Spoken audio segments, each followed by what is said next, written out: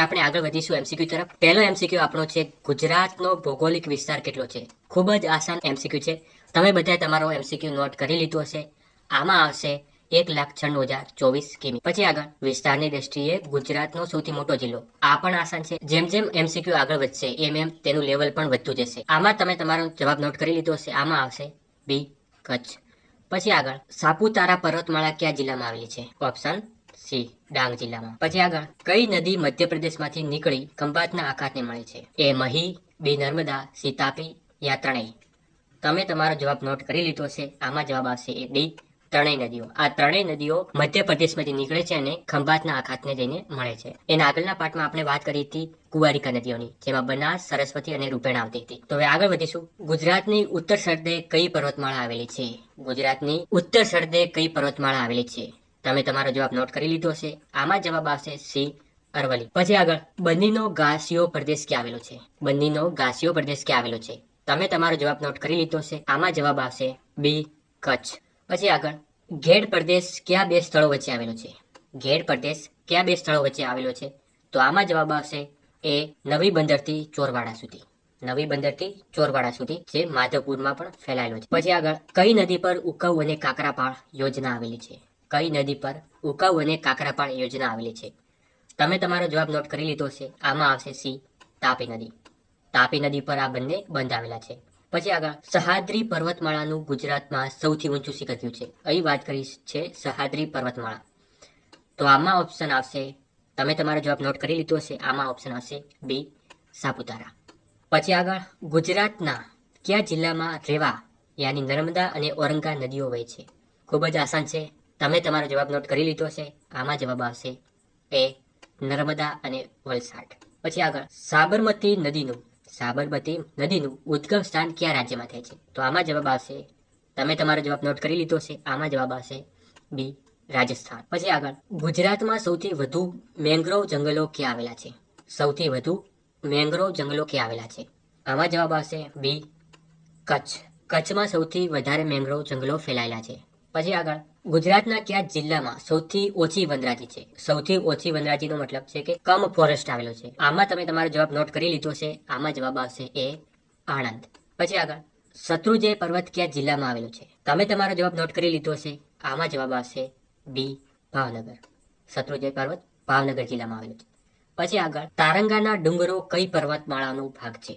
તારંગાના ડુંગરો કઈ પર્વતમાળાનો ભાગ છે? તો આમાં જવાબ આવશે, તમે તમારો જવાબ નોટ કરી લીધો છે. આમાં જવાબ આવશે C, Aravalli. MCQ number 16, Dhadhar અને નર્મદા નદી વચ્ચેનો પ્રદેશને શું કહે છે? ઢાઢર અને નર્મદા નદી વચ્ચેના પ્રદેશને શું કહે છે? તો આનો જવાબ આવશે એ કાનમ. પછી આગળ વધીશું. કયો ડુંગર કચ્છની ધારનો ભાગ નથી? આમાંથી કયો ડુંગર કચ્છની ધારનો ભાગ નથી? તો આમાં જવાબ આવશે, તમે તમારો જવાબ નોટ કરી લીધો છે. આમાં જવાબ આવશે સી, જેસોર. પછી એમસીક્યુ નંબર 18, ગુજરાતના કયા જિલ્લાઓમાં સૌથી વધુ સંખ્યામાં નદીઓ, કુલ 97 નદીઓ આવેલી છે? સૌથી વધુ નદીઓ આ ગુજરાતના કયા જિલ્લામાં સૌથી વધુ નદીઓ આવેલી છે અને એની સંખ્યા કેટલી છે? 97. તમે તમારો જવાબ નોટ કરી લીધો છે. એ કચ્છ.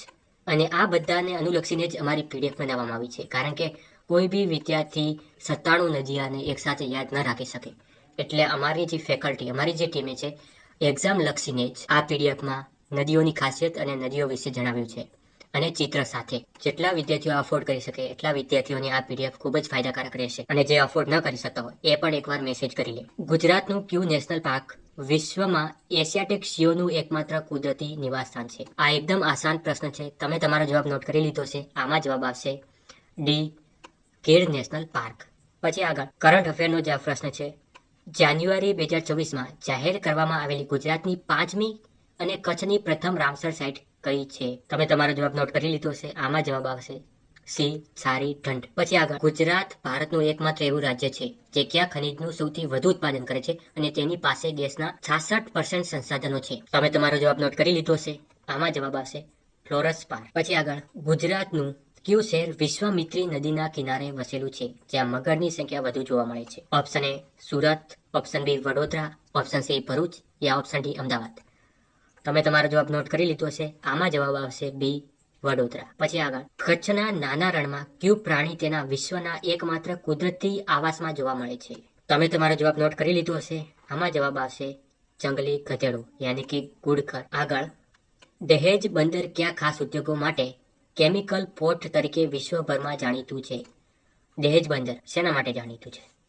તમે તમારો જવાબ નોટ કરી લીધો છે. આમાં જવાબ આવશે બી, રસાયણ અને પેટ્રોકેમિકલ્સ. રસાયણ અને પેટ્રોકેમિકલ્સ માટે. પછી આગળ એમસીક્યુ નંબર 25. 2 ઓક્ટોબર 2025 ના રોજ બનાસકાંઠા જિલ્લાના વિભાજન દ્વારા કયો નવો જિલ્લો અસ્તિત્વમાં આવ્યો, જેનાથી રાજ્યના કુલ જિલ્લાઓની સંખ્યા 34 થઈ? તમે તમારો જવાબ નોટ કરી લીધો છે. આમાં આવશે એ થરાદ વાવ. પછી આગળ કયા ટાપુને ભારતના જુરાસિક પાર્ક તરીકે પણ ઓળખવામાં આવે છે, કારણ કે ત્યાં વિવિધ સ્તરોમાં પ્રાચીન અશ્મિઓ મળી આવી છે? તમે તમારો જવાબ નોટ કરી લીધો છે. આમાં જવાબ આવશે એ પીરમ બેટ. પછી આગળ નર્મદા અને તાપી નદીઓની વચ્ચે ગુજરાતના પૂર્વીય ભાગમાં કઈ પર્વતમાળાના ડુંગરો જેમ કે રાજપીપળાની ટેકરીઓ આવેલી છે? આમાં તમે તમારો જવાબ નોટ કરી લીધો છે. આમાં જવાબ આવશે સાતપુડા. પછી આગળ બેટ દ્વારકા ટાપુનું બીજું પૌરાણિક અને ભૌગોલિક નામ શું છે, જે તેના શંખ જેવા આકારને કારણે પડ્યું છે? તમે તમારો જવાબ નોટ કરી લીધો છે. આમાં જવાબ આવશે એ શંખોદર. પછી ભારતનું પ્રથમ મરીન નેશનલ પાર્ક દરિયાઈ રાષ્ટ્રીય ઉદ્યાન ક્યાં સ્થાપવામાં આવ્યું હતું? તમે તમારો જવાબ નોટ કરી લીધો છે, કારણ કે આ તો આસાન છે.